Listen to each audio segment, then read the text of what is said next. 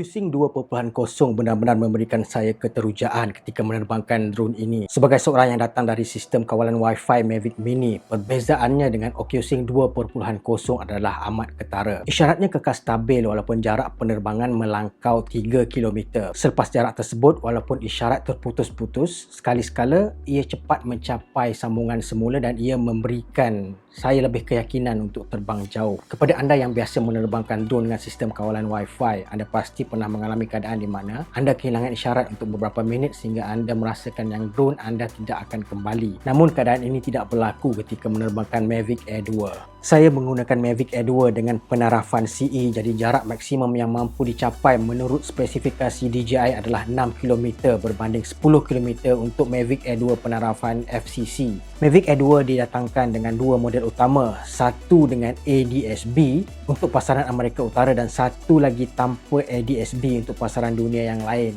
ADS-B atau Ascend seperti yang dijenamakan oleh DJI adalah satu sistem yang dapat mengesan keberadaan pesawat lain di sekitar kawasan penerbangan drone. Sistem keselamatan ini lebih bersifat sehala di mana Mavic Air 2 hanya dapat mengesan transmisi ADS-B dari pesawat yang terbang di sekitar tanpa boleh memancarkan isyarat timbal balik kepada pesawat tersebut. Ini adalah untuk mengelakkan kesesakan isyarat di ruang udara dengan transmisi tambahan. Dari segi penarafan kekuatan transmisi pula, ia bergantung kepada alamat protokol internet ketika kita mengaktifkan drone dengan sambungan jaringan internet di mana ia mengesan di negara mana kita berada dan dari situ jarak maksimum akan ditetapkan. Sebagai contoh, jika drone diaktifkan di Malaysia, secara automatik ia akan berada dalam mode CE. Setakat ini jarak paling jauh yang mampu saya capai dengan Mavic Air 2 adalah 5.3 km. Semestinya saya akan membuat ujian jarak yang lebih komprehensif pada video akan datang dan dari situ kita akan dapat melihat kemampuan sebenar sistem OcuSync 2.0 Mavic Air 2 ini. OcuSync bukanlah suatu sistem transmisi yang baru di dalam drone DJI. Ia telah mula diperkenalkan dalam sistem kawalan dan pancaran langsung video Mavic Pro dan seterusnya ditambah baik apabila Mavic 2 Pro diperkenalkan. Tiga sistem transmisi yang diguna pakai di dalam drone-drone DJI adalah Lightbridge, OcuSync dan Wi-Fi.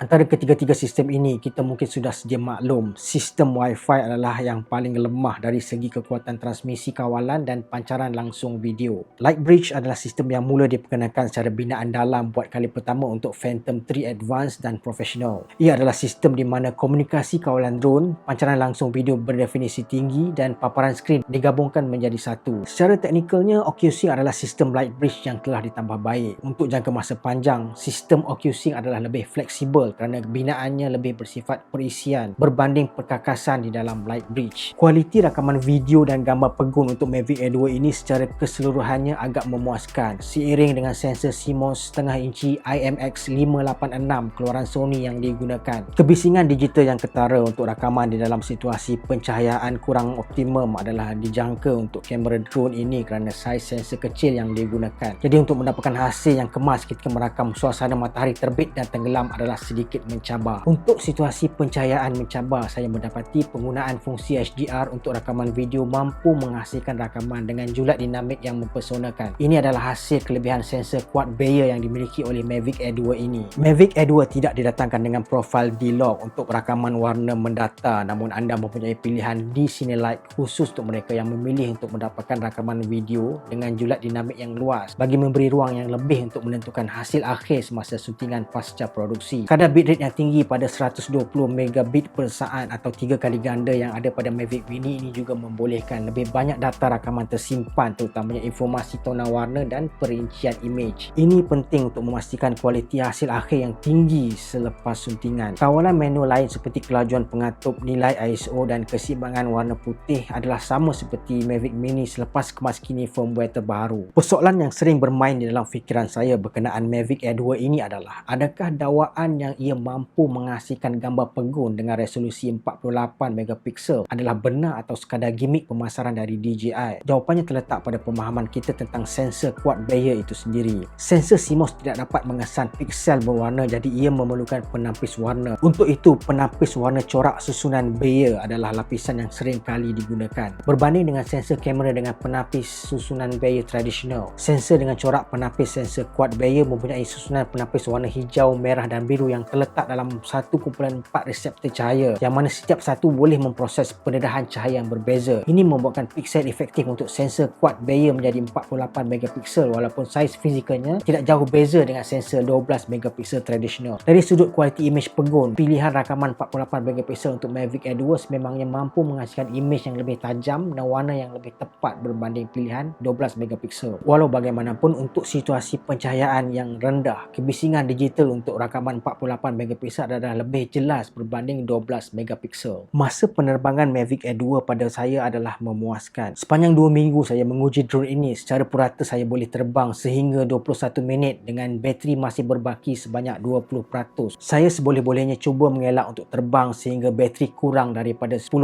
kerana ia akan meningkatkan kebarangkalian drone tidak sempat sampai ke home point apabila sistem drone mengaktifkan pendaratan cemas. Saya akan membuat ulasan yang lebih mendalam tentang fungsi-fungsi lain Mavic Air 2 seperti focus tracking, hyperlapse 8K, gerak perlahan dengan 4K 60 bingkai sesaat dan quick shot di dalam video seterusnya.